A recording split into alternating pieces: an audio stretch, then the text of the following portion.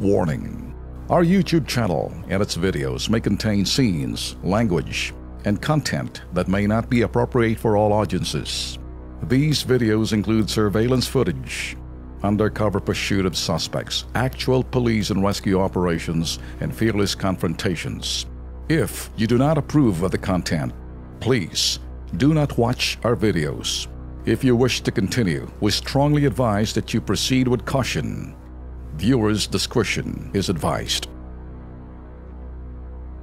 OFW sa Saudi Arabia, sobra na sa trabaho, ginugutom pa ng among Arabo. Ano yan? Sa dami ng trabaho, namamaga na ang paa ni Leah Jean Mosquera. Nagawa pang bulyawan ng walang awang amo. Hindi pa nakontento ha? Kinukulong na, hindi pa pinapasahod.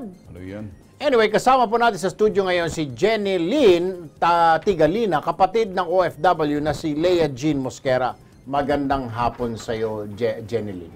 Magandang hapon po, sir. Alright, so si Leah tumawag sa iyo, humihingi ng saklolo. Opo. Gusto na makauwi. Opo. Okay. Yung amo niya, hindi siya pinapasweldo, kaya kinukulong pa. Oo, 3 months na yata na hindi binibigay or 4. Magpo-4 na yata Paano ngayon. kinukulong siya sa kwarto niya, hindi siya makalabas. O pag lumabas sila mag-anak, yung mga pamilya, siya naiwan sa bahay, nilalak siya sa kwarto? Hindi, nilak lang daw siya po kasi ano daw po yung parang nagalit daw po sa kanya yung amo niya. Okay. Hindi rin siya pinagamot yung namamaga ang Hindi paa niya? po. Ilang beses niya pong sinasabihan, di pa rin po pinapansin. Alright, Jenny Lee, sandali lang ha, dahil diretso na tayo dito, makakausap natin yung kapatid mo, si Leah Jean Mosquera. Leah Jean, magandang umaga sa iyo dyan, Leah Jean. Magandang umaga po, sir. Alright. Salamat po sa aksyon ninyo. Ay, wala pa ma'am, sandali. Para anyway, gagawan kaagad natin ang solusyon dyan. Of course, live tayo ngayon sa PTV4, live tayo sa Kilos Pronto Facebook. Kasama natin si Tol Ben Tulfo. Ang iyong kapatid, si Jenny Lynn, narito rin sa atin sa studio. Si Erwin Tulfo po ito. Okay. Dalawang katanungan lang, Leah Jean. Sa mga oras na ito, nasaan ang amo mo? Nandyan ba kayo? Nagpapahinga? Lumayas? Anong ginagawa? Natutulog po sila. Natutulog pa sa mga oras na ito. Namamaga pa rin ba yung mga paa mo? Hindi ka pa rin ba pinapatignan sa doktor? Hindi po, papalik-balik lang po. Sabi po nila, gagaling lang po daw ito. Bakit nga ba namamaga? Ano ba yan? Napilay ka or may nakain ka? Sa sobra pong trabaho na walang katapusan po, tapos sasabihin pa po na wala akong trabaho po. Bakit po? Kung wala akong trabaho, makakain sila ng maayos.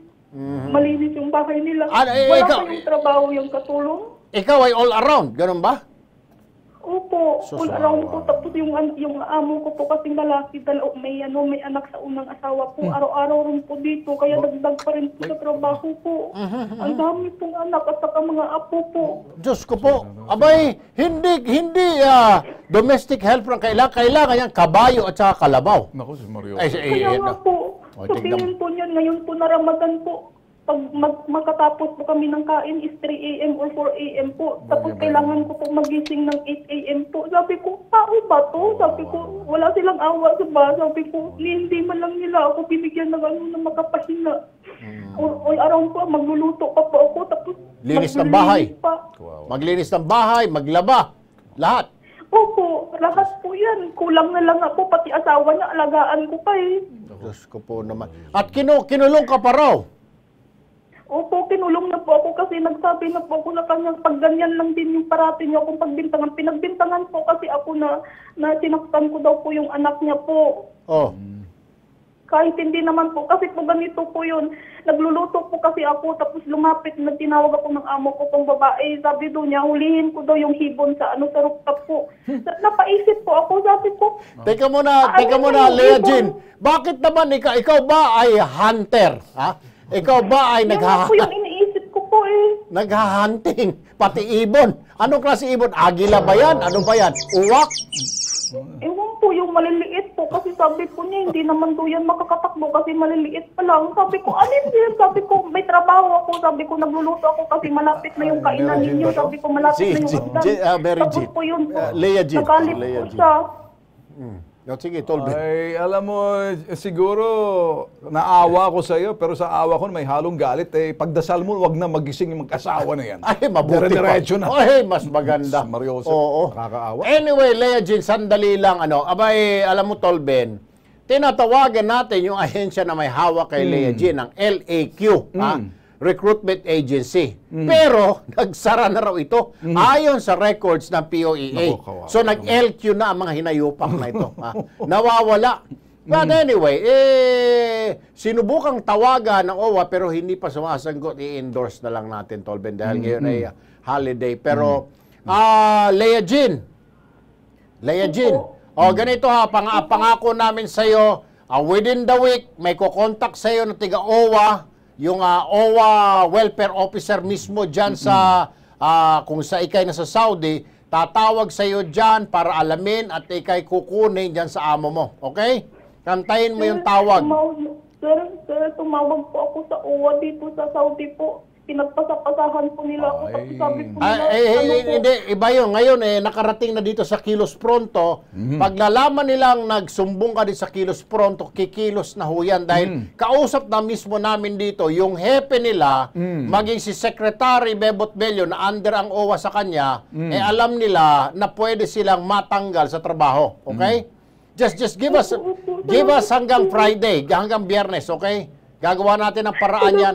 Salamat po. Ay, wag ka muna pasalamat. And anyway, pwede kang tumawag ulit. Pagdating ng Friday, wala pang tumatawag sa iyo, pwede mo kaming balikan. Alright? Opo, salamat po. Pero Mary Jane, alam ko naman kay Tears of Joy yung sa kanya Oo. Pero ganito pa man, bukas na bukas dahil sarado ngayon, dahil Independence Day Independence rito, sa atin. araw ng kalayaan, makakasiguro ka na may tatawag sa inyo bukas. Yan, bukas Alright, na. bukas na bukas. At sisiguraduhin ng Kilos Pronto yan dahil ang gobyerno, nakikipagtulungan kami, government to government, na papasok dito, okay? Kung hindi ka pinansin ng OWA dyan sa lugar ninyo, dito papansinin ka, kami mismong papapakilos yan, okay? Salamat. Okay, sige, wag ka nang umiyak. Antayin mo na lang, ha? Ipagdasal mo, wag na magising yung amo mo. Yan. Tuluyan ng manigas na yan. Ay, ganda yan. Alright, ikaw naman, Jeneline, alright, antayin natin hanggang Friday, okay? Kung wala pang balita, pwede kang bumalik dito at papalo-upin na, sisiguraduhin namin. Pero lahat ng kaso na inire-refer namin sa OWA dito ay na-actionan oras mismo. Siguro, ganun talaga, Tolben, Pag alam nilang hindi lumapit sa Kilos Pronto, walang media, magpapakaang-kaang yung mga tao doon sa abroad. Anyway, Jeneline, ganun ang gagawin natin, ha? Bigyan mo natin ito hanggang Friday, in fairness. Wala lang pasok ngayon, Lunes, ha? Para baka bukas, matatawagan na siya, and then makibalita ka hanggang Friday sa kapatid mo. Alright? Okay, thank you po. Okay, Jeneline.